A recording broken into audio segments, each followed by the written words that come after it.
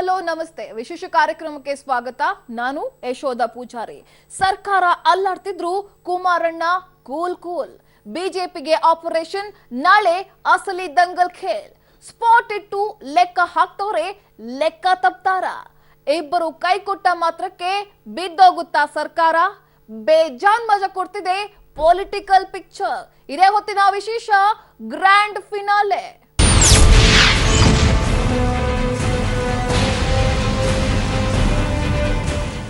ಅಲ್ಲಿ ಅಂದುಕೊಂಡಷ್ಟು ಲೆಕ್ಕಕ್ಕೆ ಸಿಕ್ತಿಲ್ಲ. ಇಲ್ಲಿ ಆಪರೇಷನ್ ಕಮಲದ ಟೆನ್ಷನ್ ಕಳೀತಾ ಇಲ್ಲ. ಇತ್ತ ಏನೂ ಆಗಲ್ಲ ಅಂತ ಆರಾಮಾಗಿದ್ರು ನೆಮ್ಮದಿಯಾಗಿ ಕೂರೋ ಹಾಗಿಲ್ಲ. ಅತ್ತ ಆಪರೇಷನ್ ಫೇಲ್ ಆದ್ರಂತೂ ಅಮಿತ್ ಶಾಗೆ ಮುಖ ತೋರಿಸೋ ಆಗಿಲ್ಲ. ಎಲ್ಲವೂ ಗೊಂದಲ, ವಾಪಸ್ ಬರೋ ಆಗಿಲ್ಲ. ಮುಂದೆ ಕಾಲಿಡೋಕೆ ಜಾಗವೇ ಇಲ್ಲ. ಇಷ್ಟೇನಾ ಇವ್ರ ಕತೆ? ಇಷ್ಟೇನಾ ಅವ್ರ ಕತೆ? ಇವತ್ತಿನ ಫುಲ್ ರಾಜಕೀಯ ಡೆವಲಪ್ಮೆಂಟ್ ಏನಾಯ್ತು ಎಲ್ಲಿದೆ ನೋಡಿ full story.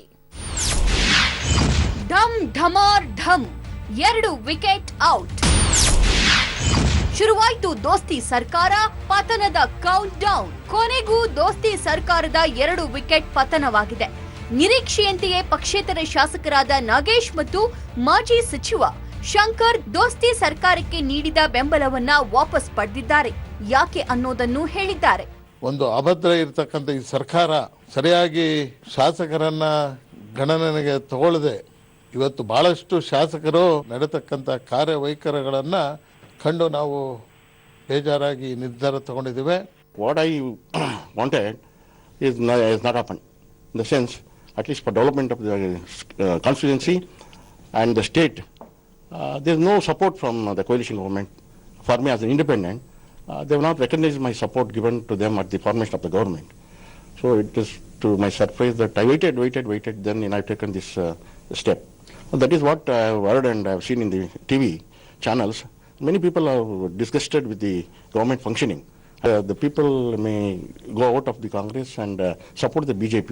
That is what is seen in the media and elsewhere. People are talking. ಇಷ್ಟು ಡೀಟೇಲ್ ಆಗಿ ಹೇಳಿದ ಮೇಲೆ ಅವರ್ಯಾಕೆ ಬೆಂಬಲ ವಾಪಸ್ ಪಡೆದ್ರೋ ಗೊತ್ತಿಲ್ಲ ಅಂತ ಡಿಸಿಎಂ ಸಾಹೇಬ್ರು ಕೂಲ್ ಆಗಿ ಉತ್ತರಿಸಿದ್ದಾರೆ. ಅವರು ಅದು ಇಂಡಿಪೆಂಡೆಂಟ್ ಆಗಿ ಗೆದ್ದಿದ್ರು, ಇಂಡಿಪೆಂಡೆಂಟ್ ಆಗಿ ಇರೋದಕ್ಕೆ ಬಯಸಿದ್ದಾರೆ.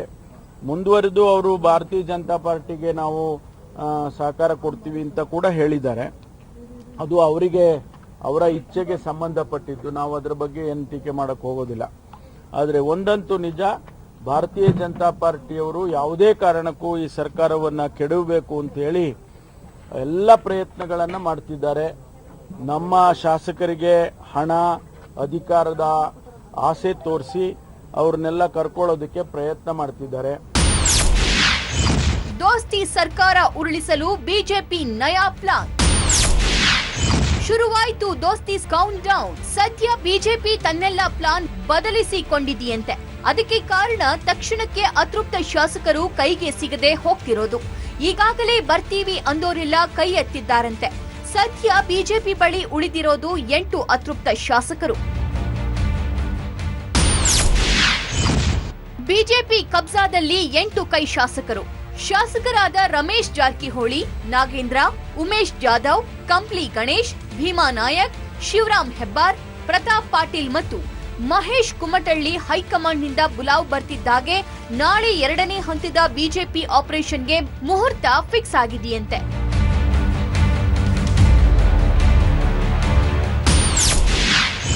ಆ 8 ರಾಜೀನಾಮೆಯಿಂದಲೇ ಸರ್ಕಾರ ರಚನೆಗೆ ಮೊದಲ ಹೆಜ್ಜೆ.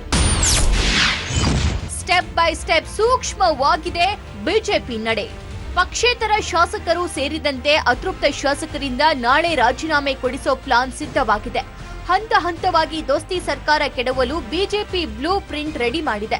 ಅಂದುಕೊಂಡಂತೆಯೇ ಇಂದು ಇಬ್ಬರು ಪಕ್ಷೇತರರು ಬೆಂಬಲ ವಾಪಸ್ ತೆಗೆದುಕೊಳ್ಳುವಂತೆ ಮಾಡಿದ್ದಾರೆ. 2ನೇ ಹಂತದಲ್ಲಿ 6 ಶಾಸಕರ ರಾಜೀನಾಮೆ ಕೊಡಿಸಲು ನಿರ್ಧರಿಸಲಾಗಿದೆ. ಇದು ಜಸ್ಟ್ ಟ್ರೈಲರ್ ಅಂದಿರೋ ಬಿಎಸ್ವೈ ಮಧ್ಯರಾತ್ರಿಗೆ ಮತ್ತೊಂದು ಶಾಕ್ ಇದೆ ಎಂದಿದ್ದಾರೆ. ಇವತ್ತು ರಾತ್ರೋರಾತ್ರಿನೇ ಸರ್ಕಾರ ಉರುಳಿದರೂ ಅಚ್ಚರಿ ಇಲ್ಲ. ಆ ರೀತಿ ಬಿಜೆಪಿ ತಯಾರಿ ನಡೆಸಿದೆ. ಯಾವುದೇ ಕಾರಣಕ್ಕೂ ಈ ಬಾರಿ ಇಟ್ಟ ಗುರಿ ಮಿಸ್ ಆಗಬಾರದು ಅನ್ನೋ ಕಾರಣಕ್ಕೆ ಪಕ್ಕಾ ಪ್ಲಾನ್ ಮಾಡಿದಂತಿದೆ.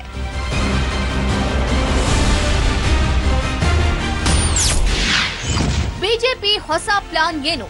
ಮೊದಲಿಗೆ 6 ಶಾಸಕರ ರಾಜೀನಾಮೆ ಸ್ಪೀಕರ್ಗೆ ಸಲ್ಲಿಕೆ.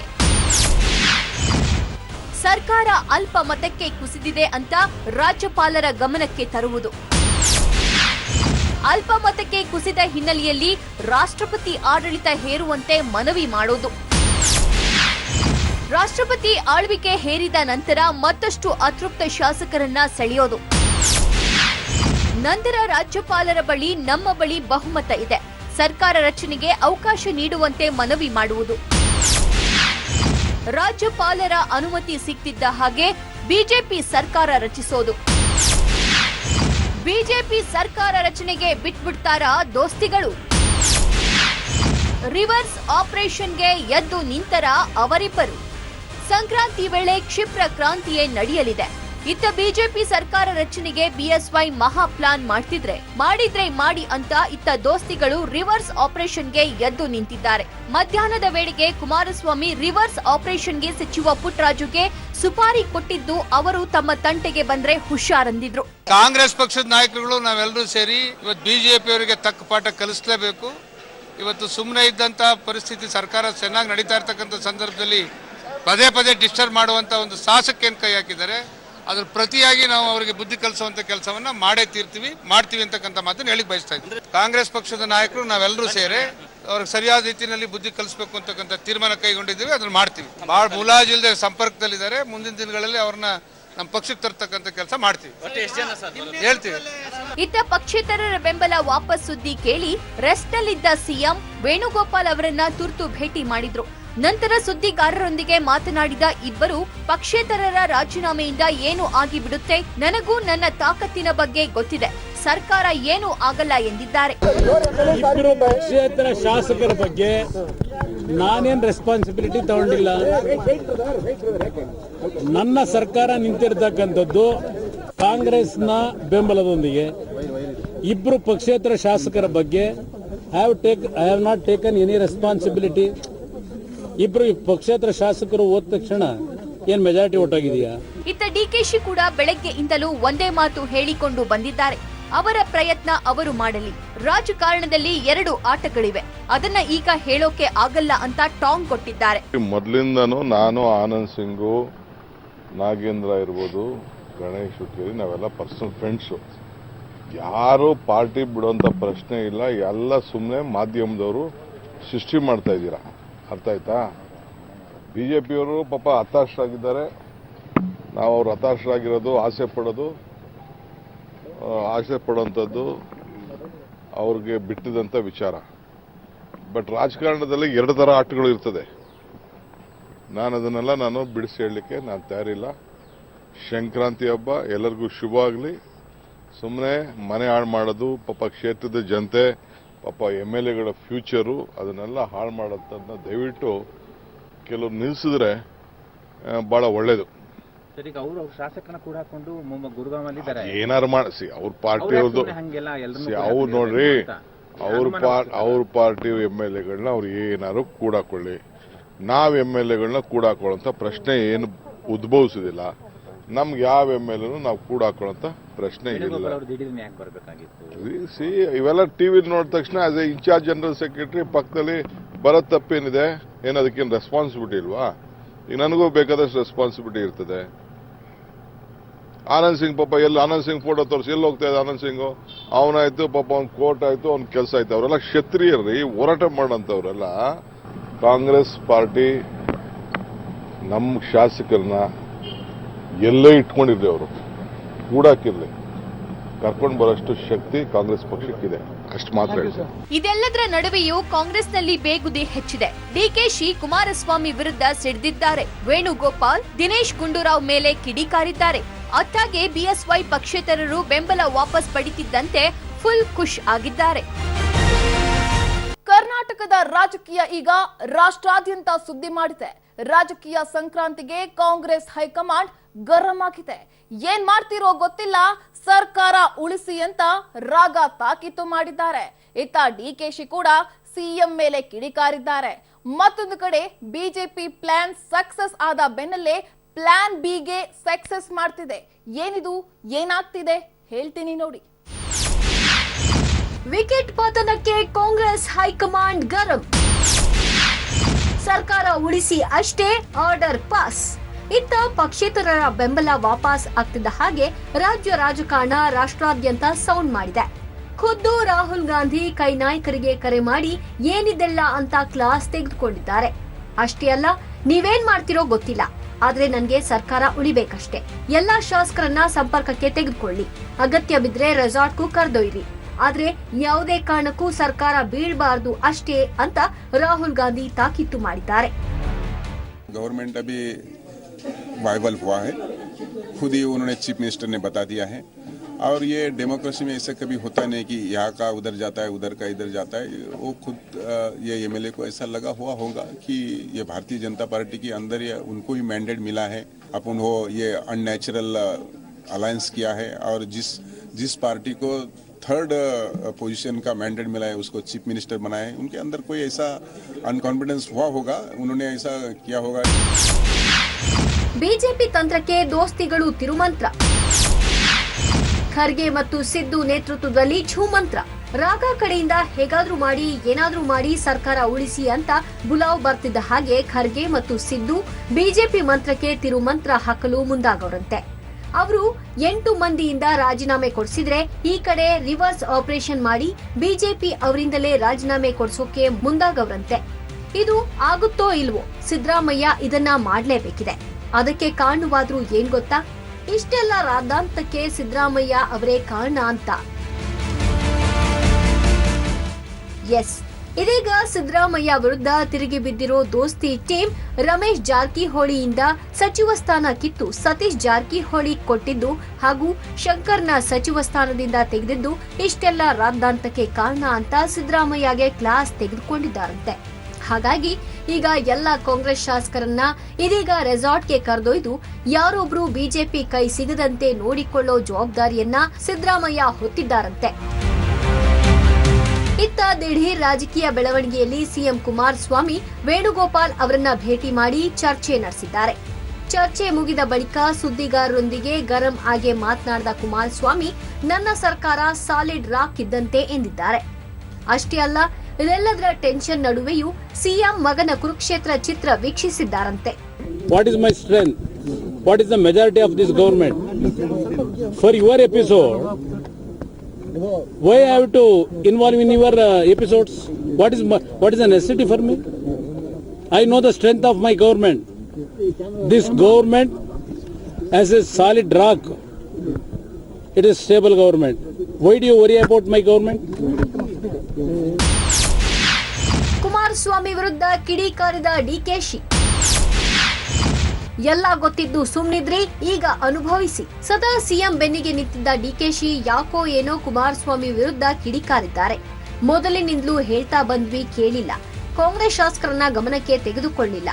ಆಪರೇಷನ್ ಕಮಲದ ಬಗ್ಗೆ ಎಲ್ಲ ಗೊತ್ತಿದ್ದು ಸುಮ್ನಿದ್ರಿ. ಅದೇ ನಾನು ಆ ಜಾಗದಲ್ಲಿದ್ದಿದ್ರೆ ಇಷ್ಟೊತ್ತಿಗೆ ಎಲ್ಲವೂ ಬಹಿರಂಗ ಮಾಡ್ತಿದ್ದೆ. ಎಲ್ಲವೂ ಸುಮ್ಮನಿದ್ದುಕೊಂಡು ಬಂದ್ರಿ, ಈಗ ಅನುಭವಿಸಿ ಅಂದಿದ್ದಾರೆ.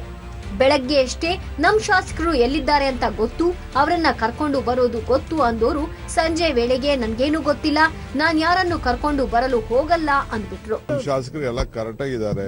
ನಾವು ಪಾರ್ಲಿಮೆಂಟ್ ಎಲೆಕ್ಷನ್ ಕ್ಯಾಂಡಿಡೇಟ್ಸ್ ಫೈನಲೈಸ್ ಮಾಡಬೇಕು, ಸೀಟ್ ಶೇರಿಂಗ್ ಮಾಡಬೇಕು, ಆ ದೃಷ್ಟಿಯಿಂದ ಚರ್ಚೆ ಮಾಡ್ತಾ ಇದ್ದಾರೆ.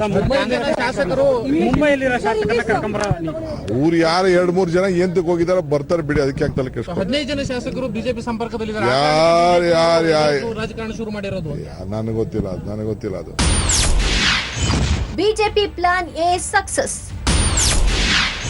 ಪ್ಲಾನ್ ಬಿಗೆ ಸರ್ಕಸ್. ಬಿಜೆಪಿ ಅಂದುಕೊಂಡಂತೆ ಇಂದು ಪಕ್ಷೇತರ ಶಾಸಕರಿಂದ ಬೆಂಬಲ ವಾಪಸ್ ಪಡೆಯುವಂತೆ ಮಾಡಿದೆ. ಮೊದಲ ಪ್ರಯತ್ನಕ್ಕೆ ಫುಲ್ ಖುಷ್ ಆದ ಬಿಎಸ್ವೈ ಈಗ 6 ಶಾಸಕರಿಂದ ರಾಜೀನಾಮೆ ಕೊಡಿಸಲು ಸ್ಕೆಚ್ ಹಾಕಿದೆ. 15 ಶಾಸಕರು ಬಿಜೆಪಿ ಬಳಿ ಇದ್ದಾರೆ ಅಂತ ಹೇಳಿದ್ರು, ಈಗ 6 ಶಾಸಕರಿಂದ ರಾಜೀನಾಮೆ ಕೊಡಿಸಲು ಸರ್ಕಸ್ ಮಾಡ್ತಿದ್ಯಂತೆ. ಹಾಗಾಗಿ ರಾತ್ರೋರಾತ್ರಿ ರೆಸಾರ್ಟ್ನಲ್ಲಿ ಕೋರ್ ಕಮಿಟಿ ಸಭೆ ಕರೆಯಲಾಗಿದ್ದು, ಆಗಲೇ ಮತ್ತಷ್ಟು ಶಾಸಕರಿಂದ ರಾಜೀನಾಮೆ ಕೊಡಿಸ್ತಾರೋ ಏನೋ ಕಾದು ನೋಡಬೇಕಿದೆ.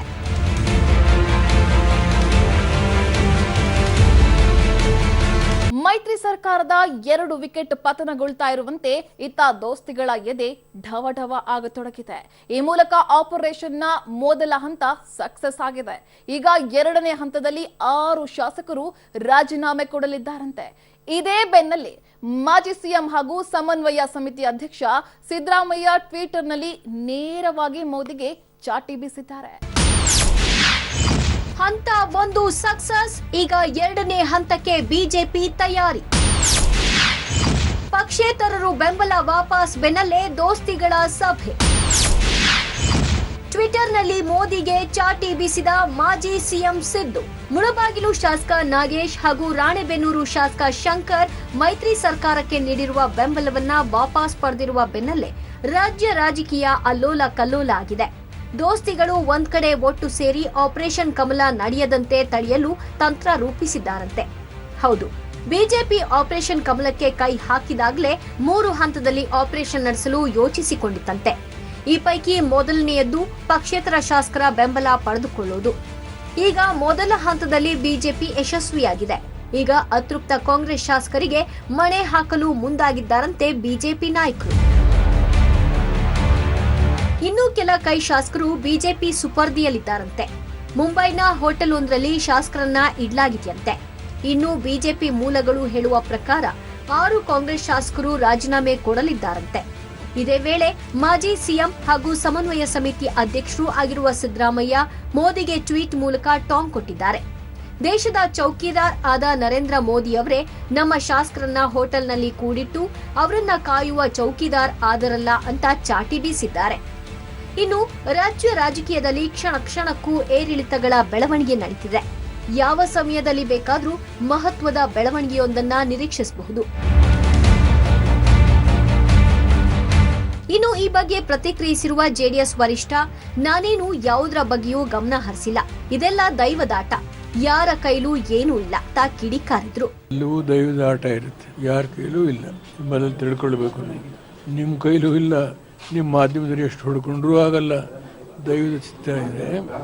38 ಜನ ಇರೋ ಈ ಪಕ್ಷಕ್ಕೆ ಒಂದು ರಾಷ್ಟ್ರೀಯ ಪಕ್ಷ ಬಂದು ಇವತ್ತು ಆಶೀರ್ವಾದ ಮಾಡಿ ನೀವು ಅಧಿಕಾರ ತಗೊಳ್ಳಿ ಅಂತ ಹೇಳಿ ಅದು ಏನೊಂದು ಘಟ್ಟ ಮುಟ್ಟಿದ್ದೇವೆ. ಅದರಿಂದ ದೈವದ ಆಟ ಇದೆ. ಭ್ರಮೆ ನಿಮಗೆ ಅಷ್ಟೇ, ನಿಮಗೂ ಭ್ರಮೆ, ಯಡಿಯೂರಪ್ಪನವ್ರಿಗೂ ಭ್ರಮೆ. ನಾನೇನು ಭ್ರಮಾಲೋಕ್ತಲಿಲ್ಲ, ದೈವ ಚಿತ್ತದಿಂದ ಬಂದಿದೆ. ಅವನು ಎಲ್ಲಿವರೆಗೆ ಕರುಣೆಯಿಂದ ಇಟ್ಕೊಳ್ತಾನೆ.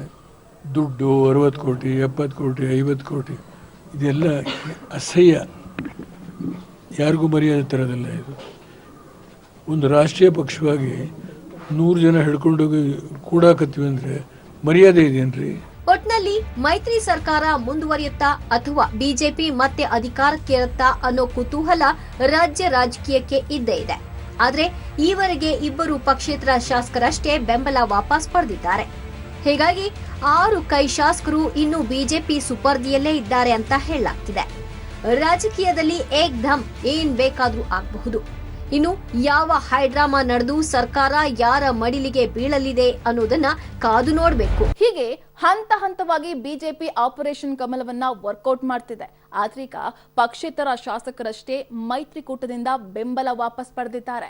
ರಾಜ್ಯ ರಾಜಕೀಯ ಇನ್ನು ಯಾವೆಲ್ಲ ತಿರುವು ಪಡೆದುಕೊಳ್ಳುತ್ತೆ ಅನ್ನೋದನ್ನ ಕಾದು ನೋಡ್ಬೇಕಾಗುತ್ತೆ. ಇದಾಗಿತ್ತು ಈ ಹೊತ್ತಿನ ವಿಶೇಷ. ನೆನ್ಪಿರ್ಲಿ, ನ್ಯೂಸ್ ಅಂದ್ರೆ ಪಬ್ಲಿಕ್ ಟಿವಿ.